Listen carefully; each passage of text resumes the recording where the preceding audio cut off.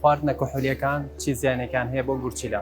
سڵاو، من دکتۆر زانا معروف شێخانی، پسپۆری نەشتەرگەری گورچیلە و میزەڕۆ، کلینیکی تایبەتم لە نەخۆشخانەی میهرەبانیە.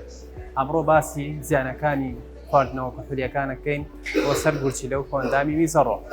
هەڵبەتە زیانی زۆرە، بەڵام هەوڵ دەدەین لە چەند خاڵێکە چڕیکەینەوە. یەکەمیان دەبێتە هۆکارێک بۆ کەمبوونەوەی ڕژێنی هورمۆنی دژە میزکردن.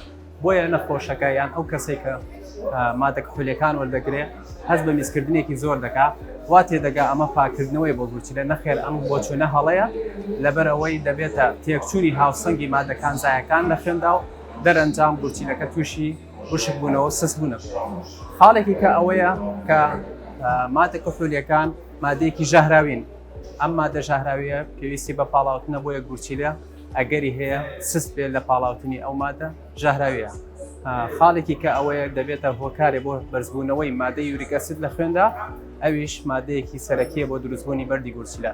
کۆتا خاڵم ئەوەیە بۆ پیاوانە کە مادە کحولیەکان دەبنە هۆکارێ بۆ سستبوونی جووتبوون و نەزوەکی لە پیاواندا، لەبەرەوەی تاسیرێکی هەیە لەسەر کەمبوونەوەی هورمۆنی تێستۆستیرۆن و دروستبوونی تۆی پیاوان.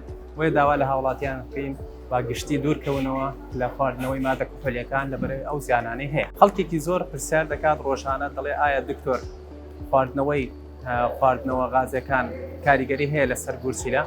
بەڵێ بە تاکید، لەبەر ئەوەی ڕێژەیەکی زۆری لە ترشی فسفۆریکی تێدایە، ئەوەش دەبێتە هۆکارێ بۆ دروستبوونی بەردی گورچیلە.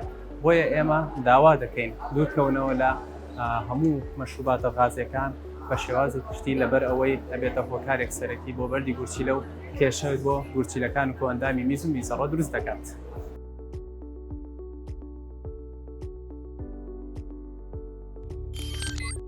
میهرەبانی، دڵسۆزی و لێزانی.